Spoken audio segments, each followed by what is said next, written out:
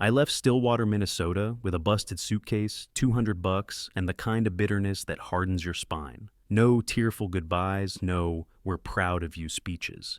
Just my dad staring at the TV while I walked out the door, and my mom pretending she didn't hear it close behind me. My name's Jordan Whitaker. I'm 34 now, but back then, I was just a kid with a plan and a grudge. Growing up, I was always the outcast in my own house. My dad ran Whitaker Textiles like he was some old-school tycoon, all tradition and no brains. I'd bring him ideas, automate the inventory, expand into e-commerce, clean up the payroll mess, and he'd shut me down with a grunt or some garbage about how we've always done it. My mom, different kind of poison. Sweet on the outside, fake concern wrapped around every guilt trip. She'd say things like, "It breaks my heart when you act like this," or "Why can't you be more like Lucas?"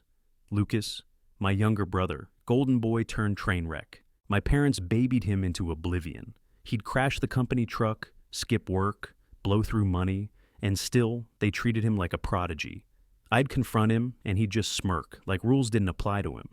So, I got out, moved to San Francisco, took night shifts at a diner, scraped together community college credits, eventually clawed my way into Stanford. Didn't sleep more than 4 hours for years, but I graduated and built MediSync from nothing, a platform to streamline hospital systems. It exploded. Last year we cleared $50 million in revenue. I kept my distance from back home, changed numbers, blocked emails. It was the only way to stay sane. Every time I let one of them back in, it was the same cycle: guilt, lies, and need. Then the Forbes profile hit. Front page, from Midwest misfit to medical tech mogul. 2 days later, I started getting the calls. First mom, then Lucas, then dad, left a voicemail acting like we'd been close for years. Suddenly, Whitaker Textiles was in trouble, and I was the only one who could save the family legacy. I ignored it for a week. Then Lucas showed up. Just strolled into my office one morning in a hoodie, sat down like we were grabbing beers. "Couple million," he said casually over coffee. "That's all we need to float for a year. You've got it." I stared at him. "You want my help? Bring a business plan, a real one, not just some sob story." He laughed. "You've changed, man." "No," I said, standing up. "I finally stopped lying to myself about who you are." I walked out and left him sitting there, exhausted, but not surprised. Quick note: before we go further, tell us, which city or country are you watching from? I'd barely gotten back to my desk when my phone lit up with a number I hadn't seen in over a year. Mom's. I almost let it go, but something in my gut said pick up. "Jordan," she said, her voice breathy and low. "I think I had a heart attack." I froze, staring out the window where the bay shimmered under the late morning sun. "What do you mean you think?" "I'm at St. Mary's," she whispered. "Stillwater, chest pains, shortness of breath. The doctors are running tests." My jaw clenched. I knew her. This could have been a setup. But what if it wasn't? "Are you okay right now?" I asked. "I don't know," she said, drawing out the words just long enough to twist the knife. "I just thought, if anything happens, I wanted you to know." That was all it took. I called Jenna, my assistant, told her to cancel everything, and book the next flight out. 6 hours later, I was 30,000 feet above the country I'd tried to escape, watching the sky turn red over the Rockies. I didn't touch the in-flight meal, just sat there running through every bad memory on a loop. My mom, crying on command when I said I wanted to go to Stanford. To my dad, accusing me of betraying the family, like I was enlisting with the enemy. Lucas, drunk and laughing at Thanksgiving, while I cleaned up his mess in the garage. And now, here I was, headed back to the circus with nothing but a carry-on and a gnawing sense of déjà vu. I landed just after midnight. The town hadn't changed. Stillwater was frozen in time. Rusted street signs, dark shop windows, and that same blinking gas station on the corner. The hospital smelled like disinfectant and old tile. I walked through the ER doors, expecting the worst, or maybe hoping for it, because at least then it wouldn't be fake. Room 214. I found her lying there in a gown, hooked up to a heart monitor. Her hair was thinner, face paler than I remembered. She looked at me like I was a ghost. "Oh, Jordan," she whispered, tears sliding down her cheeks. I stood in the doorway, unsure if this was real or just a brilliant performance. You don't look like someone who just had a heart attack, I said flatly. She gave a weak smile. The doctor said it might have been stress-induced. That's when the door creaked open, and in walked Dad and Lucas, like they'd timed it. Well, look who finally shows his face, Dad said, arms crossed. Lucas tossed a half-eaten granola bar into the trash. Good to see you, bro. We didn't think you'd actually come. I came for her, I said, nodding at Mom. Lucas pulled up a chair. Since you're here, we should talk numbers. The factory's weeks from collapse, the bank's circling, and we've still got payroll issues. I turned to him slowly. You're pitching me while she's in a hospital bed? Dad stepped in. We're not pitching, we're informing. This company's your legacy too, whether you want it or not. I looked at Mom. She stared down at her blanket like she wasn't hearing any of this. I flew across the country because I thought my mother was dying, not to listen to you two beg for a bailout. Lucas scoffed. No one's begging, but facts are facts. You're loaded. We're drowning. I shook my head and turned back to Mom. Have the doctors confirmed anything yet? They're still running tests, she said softly, voice trembling just enough to keep me guessing. I sat there for another hour, saying almost nothing, just watching her breathe. The monitor beeped steadily. She coughed twice. A nurse checked her vitals and nodded like everything was fine. Dad and Lucas kept circling back to the company, talking debt, equipment upgrades, how many people they'd have to lay off. I barely responded. My focus was on every little inconsistency in her story, every side glance, every half smile when they thought I wasn't looking. By the time I left the hospital, it was nearly 3 a.m. The cold slapped me in the face as I stepped into the parking lot. My rental car was the only one there.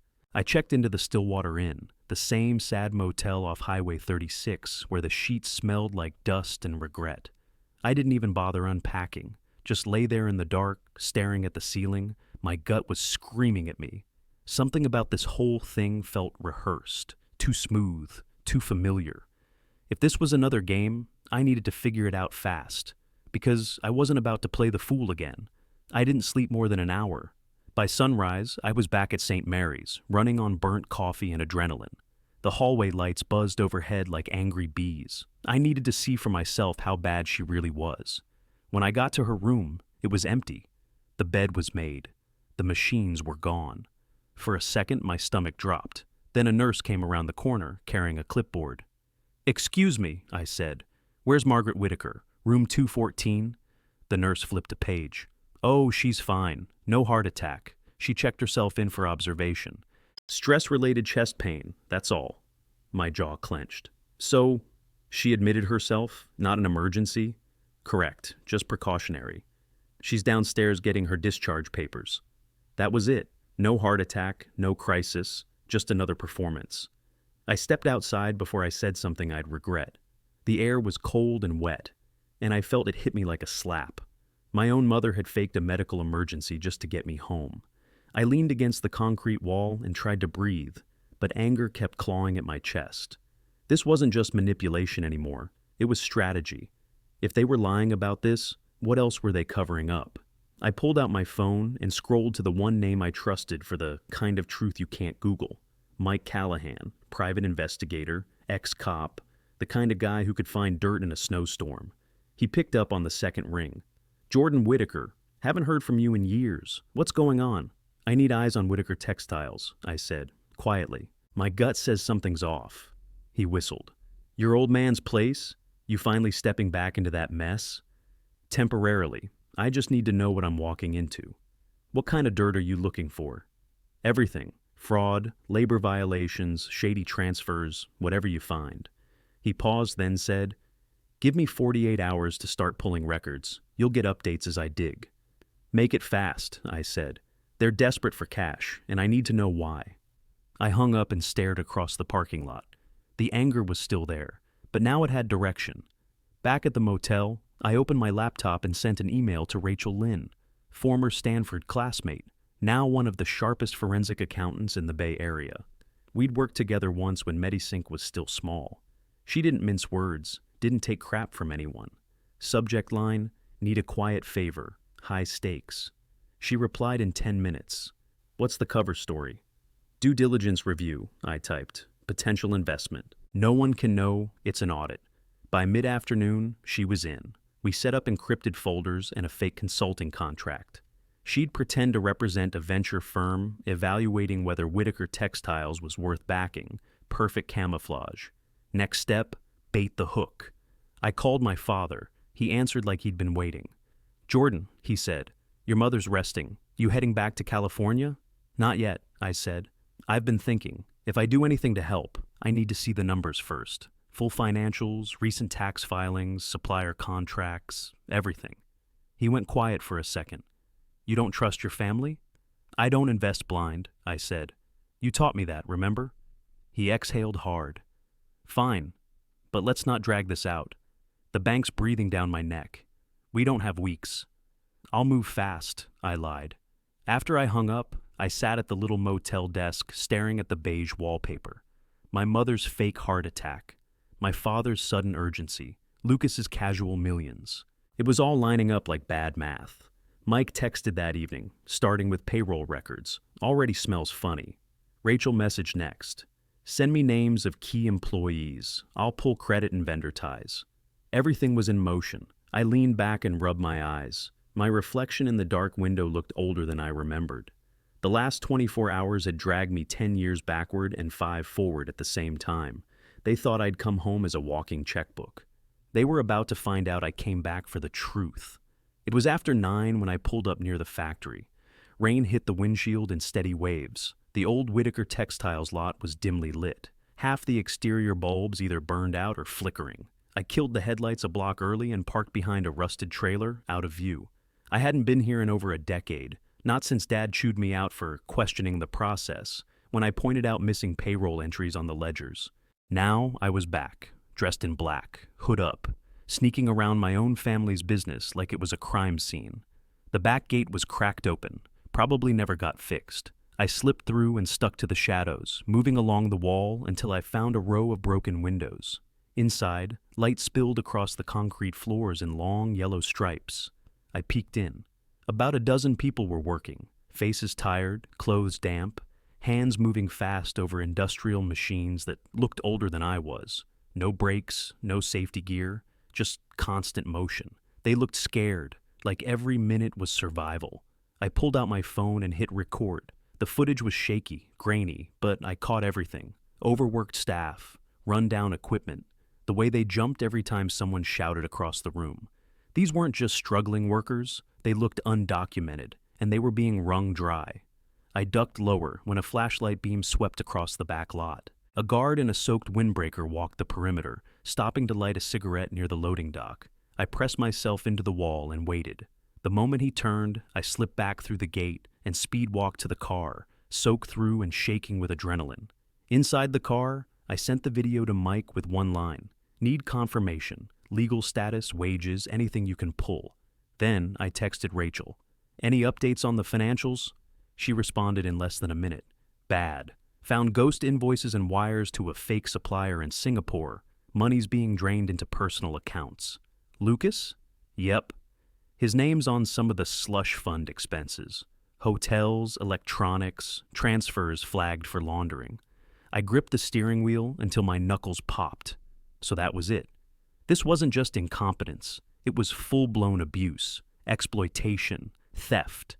And it had Lucas's fingerprints all over it. Mike called an hour later. "Most of those workers don't have papers," he said. "Paid under the table, below minimum wage, no insurance. Some of them live in the shipping office during night shifts. It's bad." I stared at the motel ceiling, the phone hot against my ear. How the hell did it get this far? "Because no one was watching," he said, "and your old man didn't want to see it." He wasn't wrong. I ended the call and sat there in silence, soaking in the full weight of it. This place, this company, it was rotting from the inside. And my family let it happen, or worse, helped it happen. But blowing it all up wouldn't just burn them. It would take those workers down with it. They had no protection. If the factory collapsed, they'd be the first ones tossed aside. I had to be smart, strategic, surgical.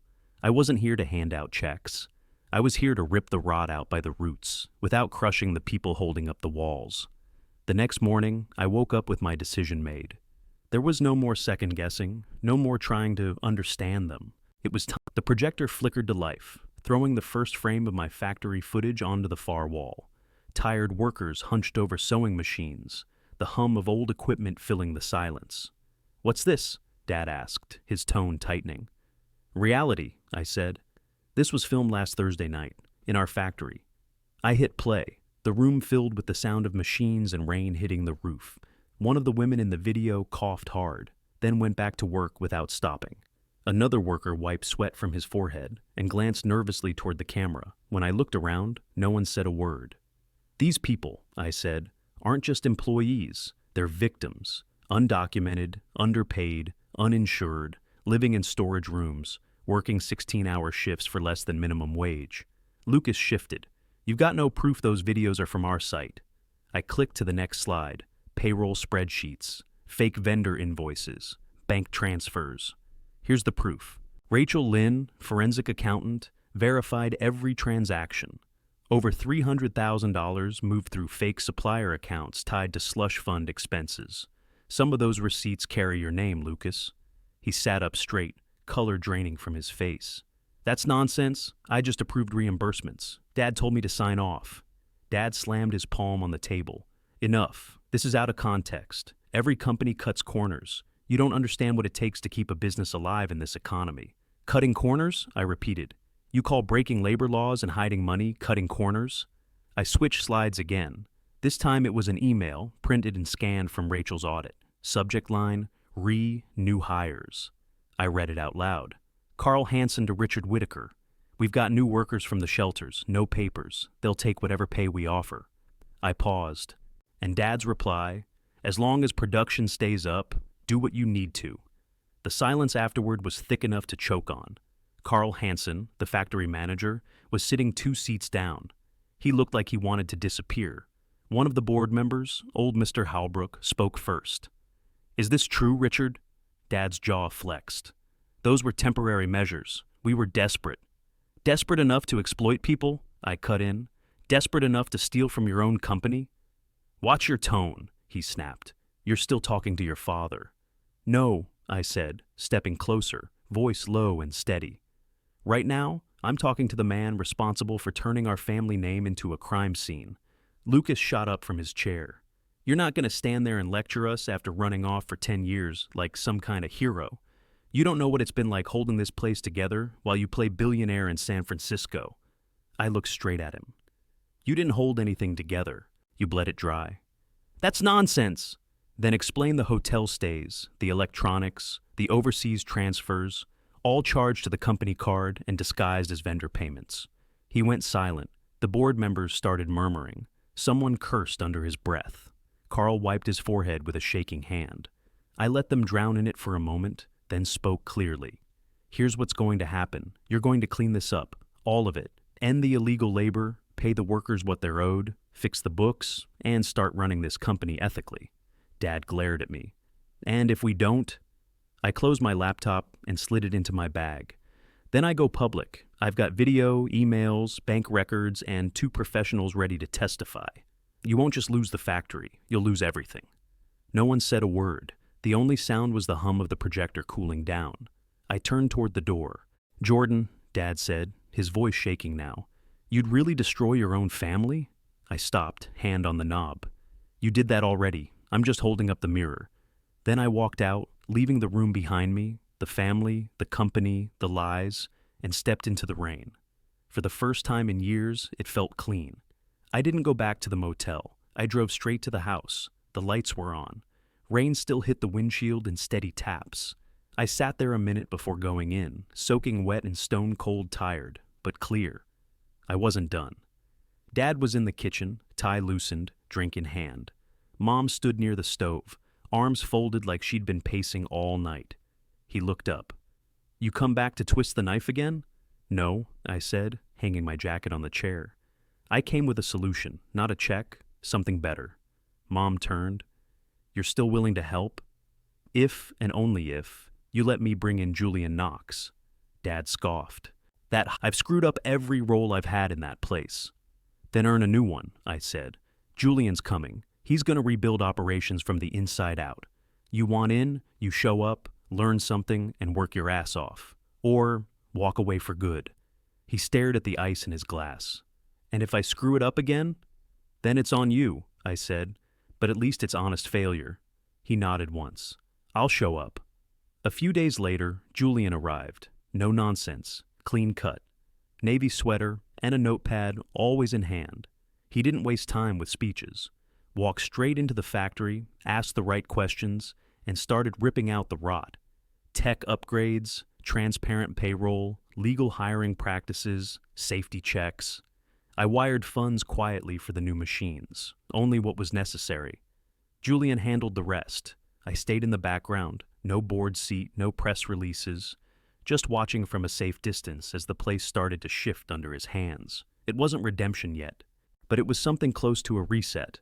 By the second week, I stopped hovering. Julian had it under control, and Lucas, surprisingly, was showing up. Early. I watched from the edge of the office floor as he scribbled notes during a meeting on cost flow and inventory systems. Didn't interrupt, didn't crack jokes, just paid attention. Julian threw him right into the fire, put him on accounting drills, walked him through payroll compliance, explained labor law line by line. And Lucas, to his credit, asked the right questions, wrote stuff down, didn't fake it. I didn't say much during those sessions, just stood back, chimed in when needed, offered strategy when Julian asked. Meanwhile, the factory started shifting. The grime on the windows got scraped off. New machines rolled in, quiet, efficient, clean. Wages were raised, overtime paid properly. HR protocols were written from scratch. The air inside changed. Even my dad started showing up again, this time just listening. He'd nod along while Julian explained production streamlining or warehouse reorgs. Eventually, he started offering ideas, most of them dated, but Julian never shot him down. Instead, he'd reshape them into something usable. It worked. My dad slowly stopped resisting and started participating. One afternoon, I was walking through the floor when a woman stepped in front of me near the break room. I recognized her, Maria, thin, serious, always kept to herself. She looked up at me and said, "You didn't have to do this, but you did. Thank you." That hit harder than any investor compliment ever had. I cleared my throat. No one deserves to be treated the way you were. That's not how this place should run. She nodded once, then got back to work. Simple, honest, real. Later that week, Lucas found me out by the old loading dock. He leaned on the railing, quiet for a second, then said, "I've been a jackass for a long time." "Yeah," I said. "You have. I don't know if I can fix everything," he muttered, "but I'm trying, man. I really am." I looked at him. He wasn't posturing. He meant it. "You keep showing up like this," I said. "You'll earn it back, one day at a time." We stood there for a bit, watching the forklifts move clean pallets through the bay doors. No yelling, no chaos, just work. The kind that mattered. The next morning, I packed up my rental, gave Julian a nod, and hit the road back to San Francisco. Didn't make a speech, didn't hug anyone, just left knowing the ground had shifted. Julian texted updates weekly, new vendors, better margins, clean audits, and for once it felt like I didn't have to do everything myself. I was back in San Francisco when Julian called. "Hey," he said, "we just signed a distribution deal with a Dutch chain. They loved the new Ecoline branding, said it looked purpose-driven. That was Lucas's pitch." I had to sit with that one a second. Lucas? My brother, pulling international clients. "Didn't see that coming," I said. "Yeah, well," Julian chuckled. "He's rough around the edges, but he's learning fast." And he was. I watched the progress in updates and photos. He'd launched a worker training program, simple stuff at first, safety compliance, language help, scheduling literacy. But the turnout doubled every week. He even stood up in front of the group one day and gave a 5-minute speech without making it about himself. Just told the workers, "We're not here to be cheap, we're here to be better." That's not a line Lucas would have said 6 months ago. Hell, not even 6 weeks ago. Dad surprised me too. Julian sent me a screenshot of his online course dashboard. Modern leadership, managing with purpose. He was taking notes, asking questions, giving input in meetings without barking orders. It didn't erase the past, but it was a step. Even Mom was doing something real. She organized a town fundraiser for the local food pantry. invited the workers' families, and gave out free textiles as community giveaways.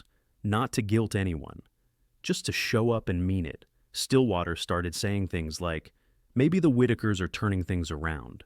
That hit harder than any headline I'd ever chased. I knew better than to let my guard down completely. But I also knew the shift I was seeing wasn't about money. It was about effort, about change that started on the inside. The company stopped pretending, stopped coasting. It started working for the right reasons. One night, around 10, I got a text from Lucas. Lucas, big day, closed the Korea order. Not bad for the idiot little brother, huh? Me. Congrats, proud of you, just don't screw it up. Lucas, working on it. Thanks for not giving up on us. I stared at that for a while, didn't answer right away. Just sat there in the dark, letting it land. For the first time in a long time, I wasn't looking at Lucas like a liability. I was seeing him as a guy trying to make good. And Whitaker Textiles? People were starting to notice. Not for the history, not for the family name, but for how it treated its people. Fair pay, real benefits, safer conditions, quality products made by respected hands. That was the new story, one worth telling. A few weeks later, I got the invite. Subject line, holiday dinner. You in? Text from Lucas. Mom's doing the whole thing. Decorations, food, even candles. Said it won't be the same if you're not here. I stared at it for 10 minutes before replying. I'll think about it. But I already knew I'd go. Not for the food, not even for them, for the proof. I needed to see if what I'd helped rebuild had actually stuck. I flew in the day before Christmas Eve. Stillwater was covered in snow, the good kind, quiet, clean, soft under your boots. The drive to the house looked like something out of a catalog. Front porch wrapped in lights, candles in every window, a wreath that didn't look cheap or desperate. When I walked in, the warmth hit first, then the smell. Real food, not box stuffing and burnt ham like in years past. Mom was in the kitchen, laughing with a neighbor. Dad was setting the table himself. Lucas popped out of the living room with a Santa hat on and grinned like a kid. Holy shit, I muttered. Right? He said, pulling me into a hug. We're turning into actual people. The table was full by 6, 10 people. Some family, some close workers. Even Maria showed up with her husband and 2 daughters. No one asked me about money. No one brought up the company like it was a lifeline. It was just dinner. Afterward, Lucas tapped my shoulder. Come on, I want to show you something. We drove to the factory, still the same building, but outside it was clean, better lit. The new signage stood out even in the dark. Whitaker Textiles, quality and fairness. Lucas nodded toward it. My idea. Hope that's okay. Inside, the machines were silent for the holiday, but everything was spotless, organized. The floor gleamed. Posters in English and Spanish about safety and training hung neatly on the walls. I've been reading a lot, he said, talking to the workers, asking what makes them want to stay. I turned to him. And what do they say? He shrugged. They say it feels like they matter now. We walked the full floor. He pointed out upgrades, ventilation, emergency exits, new break room, better time tracking systems. But it wasn't the hardware that got to me. It was the way he talked about it, like he understood now. When we got back to the house, the living room was glowing with soft music and actual laughter. Mom handed me a plate of pie. Dad walked over slowly, rubbed his hands together like he was nervous. I didn't get it back then, he said, what you were trying to do.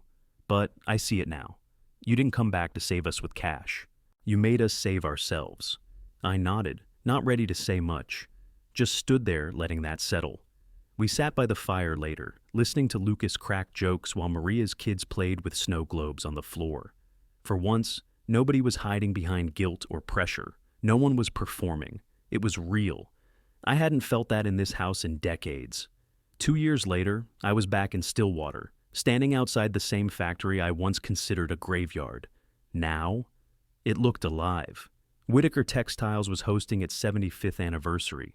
Food trucks lined the lot. A band played near the loading dock. The crowd, locals, workers, old customers, filled the space like it belonged to them again. Banners hung from the windows. 75 years strong, a new chapter.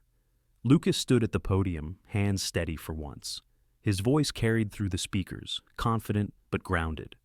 I know we lost your trust, he said, I know some of you thought we wouldn't come back from it, but we're not hiding from that. We're owning it, and we're building better because of you."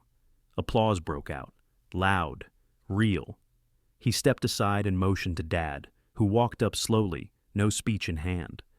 "I used to think tradition meant doing things the same way," he said. "Turns out tradition means knowing what's worth keeping and what needs to change. This place survived because someone in our family had the guts to challenge us." He looked over at me.